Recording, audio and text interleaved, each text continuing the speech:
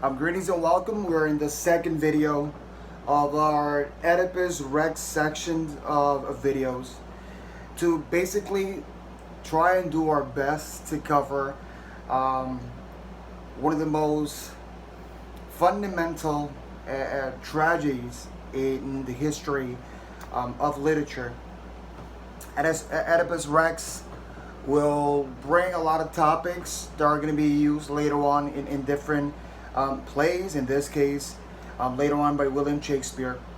So before we go to the material that we have in store for today, we have to go back to video number 1 of Oedipus Rex and make a bridge of what we discussed in that first video with our second video. In the first video, we spoke about the plague that is striking Thebes, pretty much as we're having that situation here in Puerto Rico. But that plague, in a way, is striking the city of Thebes because apparently something has happened. And the problem is here that Oedipus is approaching to his people, speaking to the congregation that is right there in front of the palace, and he is looking for to see in a way if he could calm down the people of Thebes.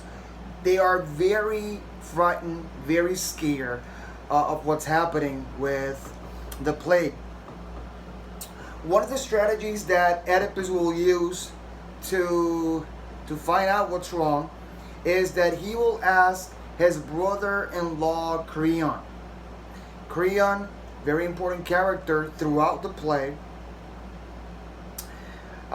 Creon is going to go to the oracle and he will look for answers with regards to what's happening in Thebes. So he's going to go and then he will come back later on with some important news. The news that he comes with is that the plague is within the city of Thebes, is within the palace. The plague is there. Now Oedipus is going to be kind of worried about this because he doesn't know where the plague came out, where it came from.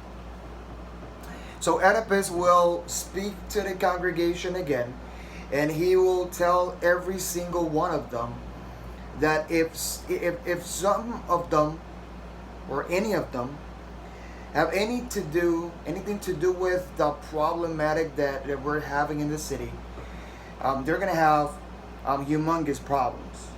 Now, another of the things that it came out, the death of Laius will come out as the cause of the situation that is happening here.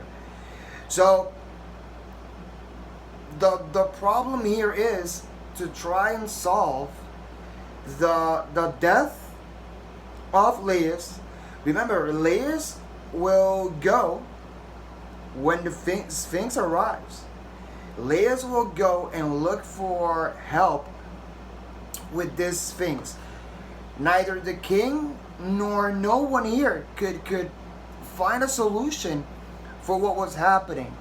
Now, one of the things that is pointed out, and later on will be pointed out by a messenger, is that Laius was killed where the 3 wagon roads meet.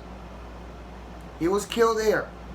That's one of the things that we know about the killing of Laius or the death of Laius. We don't know if it was a murder. And Oedipus will say to his people, if the murder of Laius is here, if the plague is here, then we're going to have to do something with that plague. We're going to have to solve the problem. Again, like I said in video number 1, Oedipus has gained the trust of his people. And as a leader, to be capable of gaining the trust of your people, that's something that is very important. Why? Because if your people trust you, every time that you step to the plate and you step into that front of the audience, speak to the audience will believe whatever that you say because you have gained their trust. If a leader does not have the trust of his people, then it's going to be a huge problem, because every time you step up to speak to your people are not going to believe you, and that's not good for you as a leader. So the people trust Oedipus. So far, Oedipus has shown characteristics of logos, ethos, and pathos. At what moments in the play will he show those characteristics of a great leader? Well, that's going to be throughout the play. Other people also will show those characteristics, even though they're not the leader in this case of Thebes. So the idea of Oedipus is to look for the murder, and he will interview very important people in the city of Thebes. Number one, he will interview a messenger. Number two, he will interview a shepherd. Probably in your lecture is going to appear like messenger 1, messenger 2, or either shepherd and messenger. They're not the same. It might seem as the same, but it's not the same. And number three is going to be Tiresias. Tiresias will be crucial here, because the job Tiresias is the blind prophet.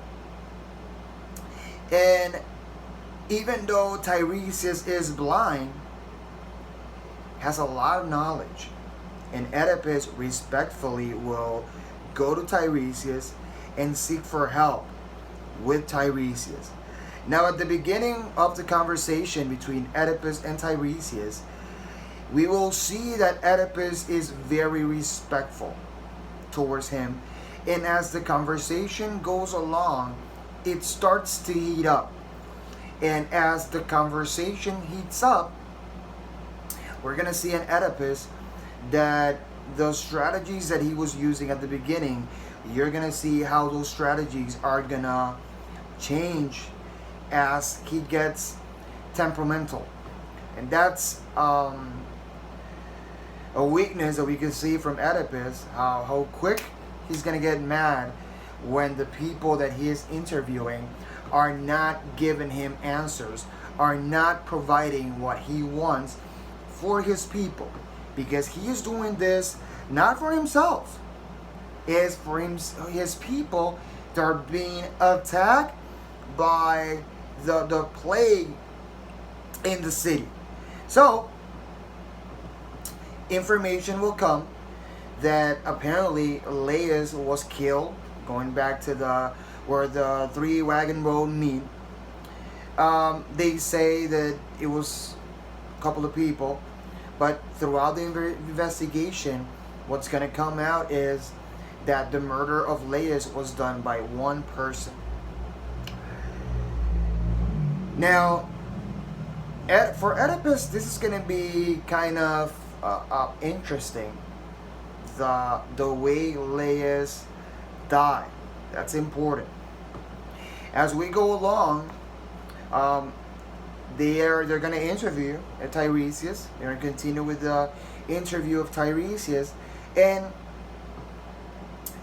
Oedipus will start insulting Tiresias that you're blind, and Tiresias will fire back and will say, I might be blind, but the one, I'm just paraphrasing here, but the one being blind here is yourself, and you're gonna end up realizing the mistakes that you are committing as a king, the mistakes that you are committing with all of this situation.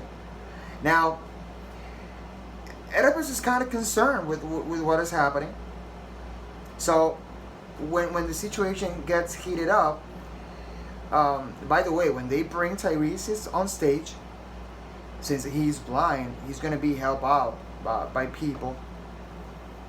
And after that, Oedipus doesn't care how Tiresias is taken off stage. He's very pissed off with Tiresias.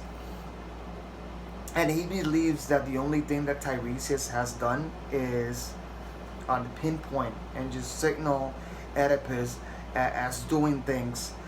But that anger, in a way, it's starting to create a cloth that is covering the eyes of Oedipus. So Oedipus is starting to be blinded not only by anger, but also by frustration.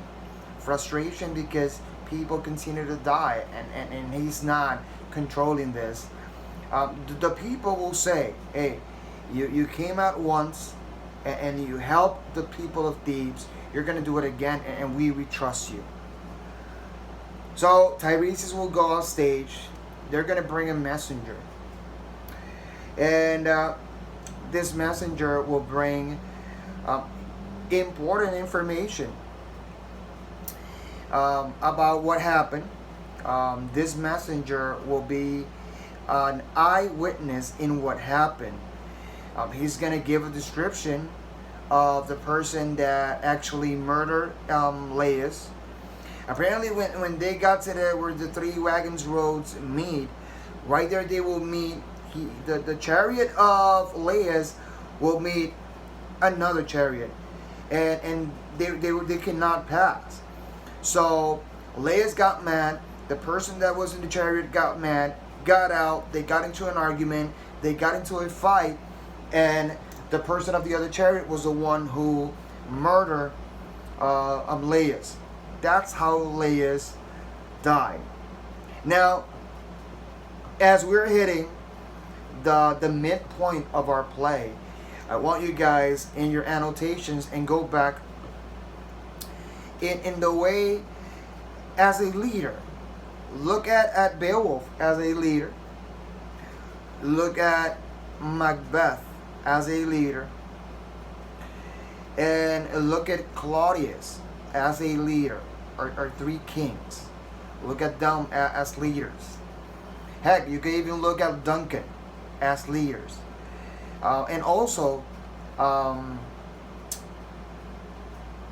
Senior Hamlet, the father of Hamlet, he's another king that we had in our lectures, so you can use him.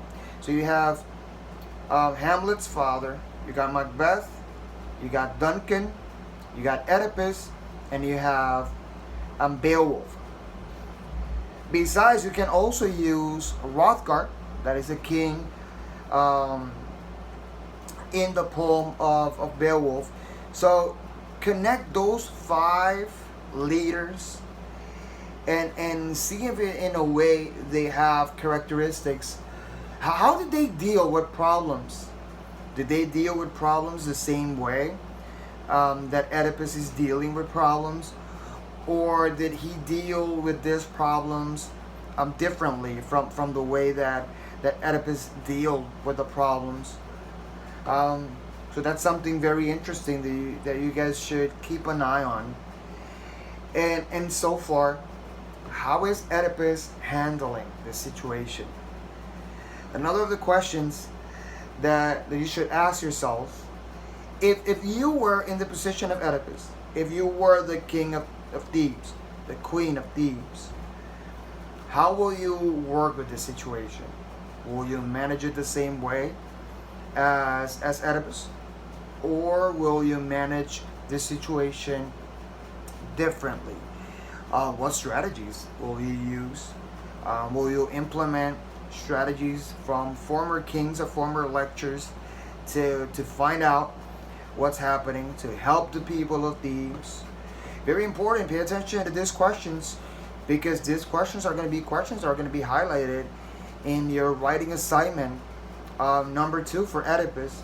So keep them in mind as you are reading, either reading the play or watching this video.